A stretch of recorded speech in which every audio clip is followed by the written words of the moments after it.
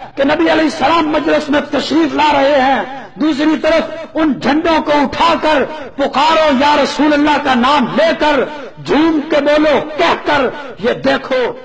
2 سال کا دور ہے، آپ کی ایک ایک سنت کو زندہ کیا، لیکن 2 سالہ دور خلافت کے اندر کبھی یہ جشن نہیں منایا، کبھی عید نہیں منائی، کبھی میلاد النبی کا تذکرہ نہیں ہوا، کبھی فیوز نہیں نکلے، کبھی مجلسیں نہیں سجی، کبھی کوئی گھوڑے نہیں ناچے۔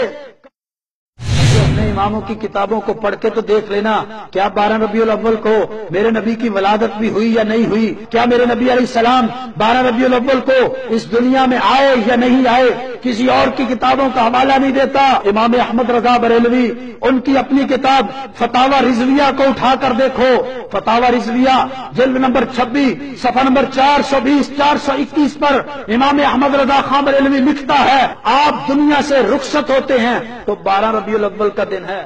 امام احمد رضا خان بریلوی نے فتاوی رضویہ جلد نمبر 26 صفحہ نمبر 412 پہ لکھا کہ نبی پاک صلی اللہ علیہ وسلم کی ولادت 8 ربیع الاول کو ہوئی ہے۔ امام احمد رضا خان بریلوی نبی پاک صلی اللہ علیہ وسلم کی ولادت کو 8 ربیع الاول لکھیں اور تم ان کے نام پہ اپنے آپ کو بریلوی بھی کہو، تو یہ کیسا انصاف ہے، یہ کیسا عدل ہے؟ تلک اذن قسمت ضیزا، یہ کیسی بے ڈنگی تقسیم ہے۔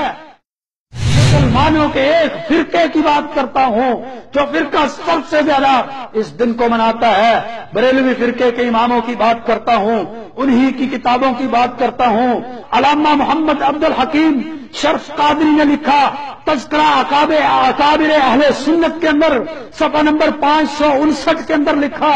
کہ یہ ہمارے امام، ہمارے بزرگ، ہمارے قائد، ہمارے عالم، ان کی کوششوں کی بدولت 12 ربیع الاول وفات کو ختم کر کے 12 ربیع الاول عید میلاد النبی اور جشن کے نام سے منایا جاتا ہے۔